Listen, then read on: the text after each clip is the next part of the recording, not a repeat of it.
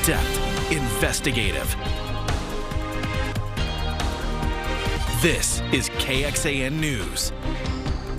We want to start with some developing news. There is a large police presence right now at the Lakeline Mall in Cedar Park. Austin police tell us they responded to a report of a shooting or stabbing, and police tell us at this time it is not an active shooter and appears to be isolated. A senior law enforcement official told KXAN there does not appear to be any victims, but they are asking people to avoid that area. We do have a crew on the way, and we'll bring you the latest updates on air as well as KXAN.com. All right, well, turning now to New Orleans, where the city is attempting to regain some normalcy in the wake of the deadly truck attack in the early morning hours of New Year's Day. Bourbon Street has been reopened after 14 people were killed and more than 30 were hurt when a 42-year-old Texas Army veteran drove a truck through a crowd on the popular Party Street. The attack now inspiring some change right here in Austin, as the city's police department called a last-minute news conference earlier today to speak on how it's working to improve safety on 6th Street. We'll have that report coming up here in just a bit. And among the dead in New Orleans, a father of two, a single mother, a former football star, and an aspiring nurse. Those are just a few of the confirmed victims. And investigators are still working to find out more about Wednesday morning's deadly attack on Bourbon Street. And authorities have now revealed evidence that further ties the suspect to a terrorist group. NBC's Jay Gray reports. Barricades moving into place along Bourbon Street, part of stepped-up security in the French Quarter a day after a terror attack here. 14 innocent victims were killed in this senseless attack, and at least 35 are injured. The suspect, Shamsuddin Jabbar, a 42-year-old military veteran, behind the wheel of a pickup truck, plowing into crowds along Bourbon Street, jumping out, opening fire on police officers, was killed during the shootout. Jabbar picked up the rented F-150 in Houston, Texas on December 30th. He then drove from Houston to New Orleans on the evening of the 31st. And he posted several videos to an online platform proclaiming his support for ISIS. Investigators say they believe Jabbar acted alone, but why he picked the French Quarter in New Orleans, that's not exactly clear at this point. For those who knew and loved the victims, the mourning has just started. In Lafayette, Louisiana, a prayer service last night for Tiger Besh, 27 years old, a graduate of a local Catholic high school who went on to Princeton and then Wall Street. It's not the biggest community, but we're a very tight-knit community. And so anytime we lose one of our alumni, it's a big deal, and it's felt by many. The grief in this community across the state and the nation, just like the investigation, still unfolding. Jay Gray, NBC News, New Orleans. And the FBI says the suspect in New Orleans acted alone. Investigators say they have reviewed hundreds of hours of surveillance and fielded hundreds of tips in the past 24 hours. A part of this investigation is focused on a neighborhood in North Houston where the suspect lived. Investigators were looking at a certain home on the property. We got a closer look inside. The FBI said there were no arrests made in the search of the home. We do not know if they found any evidence that was related to what happened in New Orleans. Neighbors told us that the man lived alone and he was nice, and they said he was also quiet. We have also more of a clear timeline. The FBI says the suspect rented the electric truck used in the crash in Houston on December 30th. And then, as you heard there, he drove it to New Orleans on New Year's Eve and posted 5 videos to Facebook before the tragedy. In the first video, Jabbar explains he originally planned to harm his family and friends, but was concerned the news headlines would not focus on the, quote, war between the believers and the disbelievers, end quote. One of the videos, the FBI says the suspect said he joined ISIS before the summer. He also left a will and testament. And going in depth, the safety barriers protecting Bourbon Street were under construction and not up ahead of that attack. The project to replace the city's old bollards began in early November. Just days before the attack, U.S. Representative Lloyd Doggett of Austin asked the General Services Administration to review all federally owned and leased buildings in the southwestern U.S. This amid a, quote, increased number of deaths and injuries from a lack of safety bollards. Well, we're learning more about the man inside of a Cybertruck that exploded outside of President-elect Donald Trump's Las Vegas hotel yesterday. The FBI says the man, identified as a highly decorated Army soldier, shot himself before the detonation. Investigators say 37-year-old Matthew Livelsberger of Colorado Springs likely planned to try and cause more damage, but the Cybertruck absorbed most of the force of the explosion. In a news conference, a local sheriff said the blast's damage was limited mostly to the truck's interior and did not hit the hotel doors just feet away. At the scene, investigators found 2 firearms, a large amount of fireworks, and a military ID. The explosion took place just hours after the attack in New Orleans. And in light of what happened in New Orleans, today Austin leaders provided an update on what's being done to keep one of our city's most popular streets safe. KXAN's Sam Stark joins us live now on 6th Street with what we learned. Sam. Yeah, so 6th Street tends to be closed to traffic from Thursdays to Sundays, but the Austin Police Department recently proposed a pilot program that would allow cars to drive along the street on Thursdays and Sundays when the crowds are a little smaller, saying it could increase safety on the street. The department is currently waiting on safety equipment that would prevent someone from driving into crowds to arrive. Once it comes, it's set to be temporarily installed in the parking spaces along 6th Street. This is not just APD. The city recognizes this needs to be done. It needs to be done safely. And so when we get those, when we start looking at what's being done, again, best practices, I think bringing a good product to the city and what we can do here, we're going to see a huge benefit. So as you can see right behind me, there's currently vehicles parked in those spaces. That's where the safety equipment will eventually go. Chief Davis said that they were supposed to receive a shipment on January 9th, but there was a delay. Jen, Daniel. First warning weather with Chief Meteorologist Nick Bannon. All right, thank you so much. Let's take outside to high Covington Sellers camera. There in the hill country where the skies have been blue for several hours, yet in the metro and especially our eastern counties, the clouds have been way more widespread than the sunshine, although we are getting a bit of late day sun out there now. There's been a slow trend over the last couple of hours of some clearing from west to east. There's also the chance, a tiny one, for a few sprinkles in our eastern counties. The thicker clouds have kept Fayette County only in the 50s today, yet low 60s in the metro, 70s in the hill country right now. And as we go into the evening, I expect a partly cloudy sky with the clearer skies to the west and the thicker clouds to the east still. 59 at 7, 56 at 9, 55 at 11, but more clouds will come back overnight. We'll keep tracking these stubborn clouds into your Friday and your weekend as temperatures still turn slowly warmer in spite of those clouds. Of course, all eyes on next week, turning much colder next week. We'll update you on the temperatures and our potential for some wintry precipitation. All right, Nick, thank you very much. Everyone is okay after this fire at a home in East Austin today. The home on Pecan Springs Road went up in flames this afternoon. The smoke was visible from miles away. A little before 2 p.m., the fire department said they brought the fire under control. And they say everybody in the home was able to get out in time. The cause of the fire is not yet known. As more people move to the Central Texas area, housing is a hot commodity.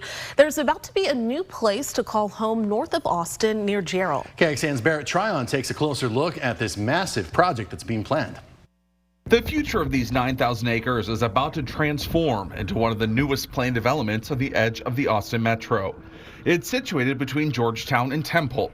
The Austin Business Journal says it will be called Solana Ranch. One day, more than 14,000 homes will sit here. A mini city of sorts will transform the now farmland. The ABJ says it will be built into a series of villages. It is expected to include everything from shopping, dining, to entertainment and schools and churches. For the outdoor lover, there are expected to be plenty of trails that connect it all together. While everything is still in the preliminary stages, the first stage is expected to be wrapped up 2 years from now. It will take years for that full build out. Developers told ABJ they expect the population to be about 40 to 50,000 people. That's larger than the current city of Hutto. In all, more than 14,000 homes are planned for here, sandwiched between Williamson and Bell counties. In Gerald, Barrett Tryon, KXAN News. Williamson County has seen an explosion in growth. The latest Census Bureau data from 2022 shows more than 622,000 people live there, and that's up by more than 4% than the year before. The power to track crime statistics just with the tap from your phone. The Central Texas Police Department working to make a 2025 a year of transparency.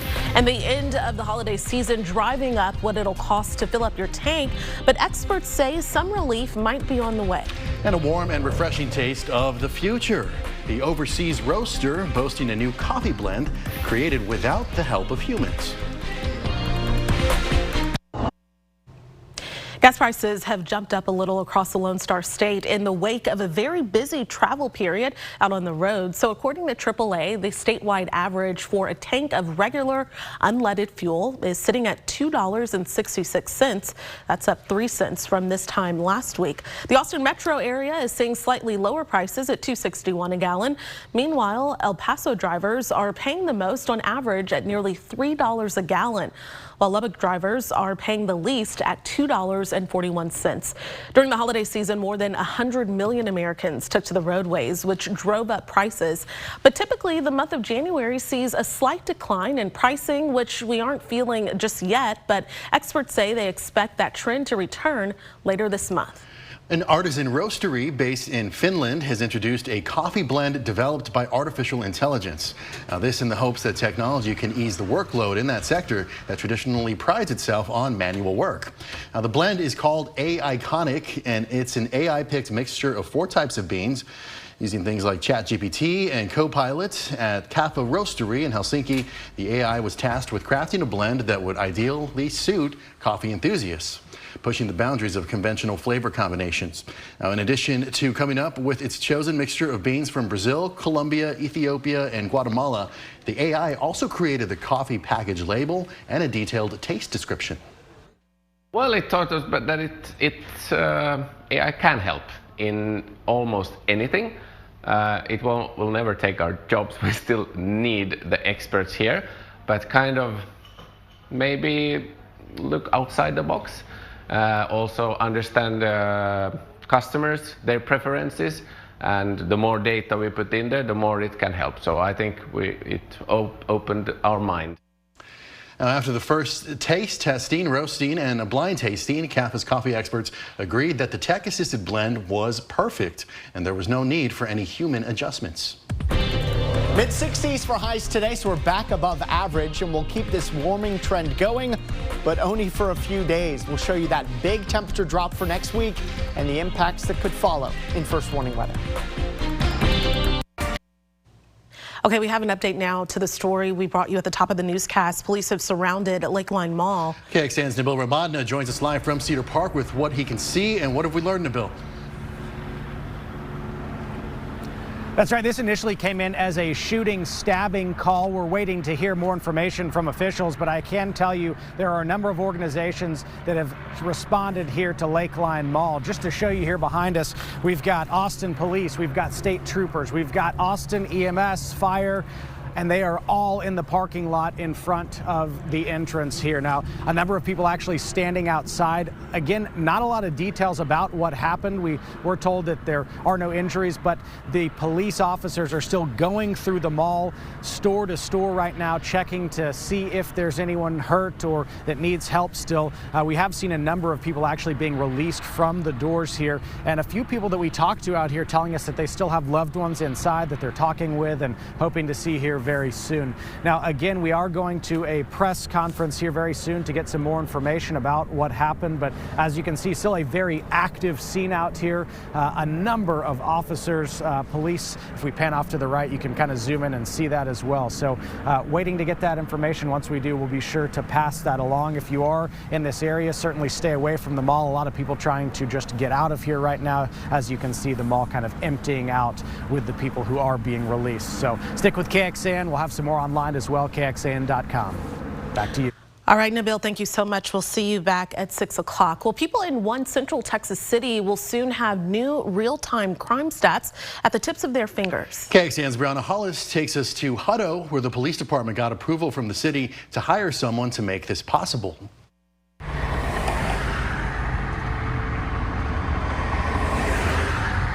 Hutto is a growing community, and in any growing community, there are going to be additional needs. Jeffrey Yarbrough is Hutto's police chief. As our city grows, one of the biggest issues that we've seen are crimes of opportunity, meaning that when you have residential areas and subdivisions and new businesses going in, some people will go into those communities and they will see building materials. They may see windows or secured residents that are being built, and they may go into those and try to find appliances. In an effort to remain proactive in the fight against crime as the city grows, the Hutto Police Department is welcoming a crime analyst to the team. Geofencing around certain areas and look at the mapping to determine where our hot spots are so that we can do targeted patrol to mitigate some of these areas. This position will not only help investigators keep tabs on crime trends, but also offer a public data dashboard full of crime statistics. So by having that published and on the forefront to the community, we can engage with them a little bit more, and we can actually become partners in securing our safety a little bit better. The department hopes providing these will keep the community safer and strengthen Hutto PD's relationship with the people it serves. The core principle of community-oriented policing is we have to engage with our citizens. We have to have a relationship with the people who live here. We have a vested interest in making sure our city is safe. Brianna Hollis, KXAN News. First warning weather with Chief Meteorologist Nick Bannon. Right now in Austin, it's about as sunny as it's been all day. It took all day for these clouds to break apart, but we've got a little bit of blue sky out there now with temperatures in the 60s. In the Hill Country, you've been sunny for hours, but in our eastern counties, you're still rather gray. So the Metro here kind of get that blend of both. This is our Austonian weather camera looking to the west. Sunsets a little after 5:40 here this evening, so 20 minutes from now. You can see some spotty, mostly light showers over the Houston area. We've just got the clouds. It's actually a weak storm system in the Gulf that's pulling away, and it'll take some of the clouds with it, but not for long. I do expect as we get through the late evening and overnight, a lot of these low clouds are going to come back with some areas of fog. Possibly some sprinkles and drizzle too, although I don't think it amounts to anything. There may be enough water droplets to ruin your car wash if you got one done here today, but the chances of anything measurable are less than 10%. A cloudy morning, a mostly cloudy midday, some holes may try to open up in the clouds tomorrow afternoon. Still more clouds than sun, although opportunities again for the Hill Country to get more sun than the rest of us. Then we head into your Friday evening. If you've got those Friday night plans already, mostly cloudy but dry. A couple of spotty showers possible overnight and into Saturday morning. Saturday starts gray as well with a couple more of those spotty showers. And right now our rain chances Saturday morning are at 10% for anything measurable. But a better chance that you get some sun as we get into Saturday afternoon. And then Sunday features more sun than clouds. So we're at 62 right now in Austin, but areas that have had more sun still in the 70s. I don't think temperatures will be as chilly tonight as they were last night because we've got more clouds around already, and these clouds are going to thicken up. So we'll get down to 50 in Austin at 7 tomorrow morning. But in the Hill Country, there'll still be some 30s with those clouds taking a long time to come back.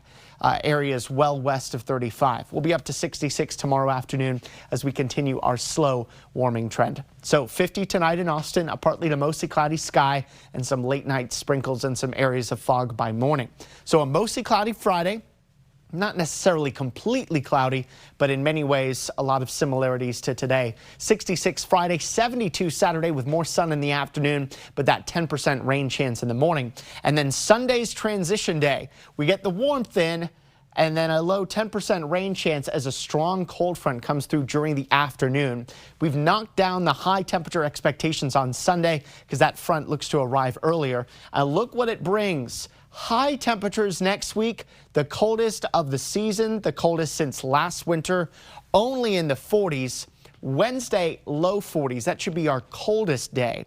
Our nighttime lows may avoid freezing in Austin Monday morning, but unlikely to avoid freezing in Austin Tuesday, Wednesday, and Thursday morning. So we're looking at a widespread freeze almost every night and morning of next week. At the same time, there could be some wintry weather that tries to mix in Wednesday and Thursday of next week. So we've got high confidence in below freezing nights most of next week, but cold days, at least will be above freezing during the day in the 40s.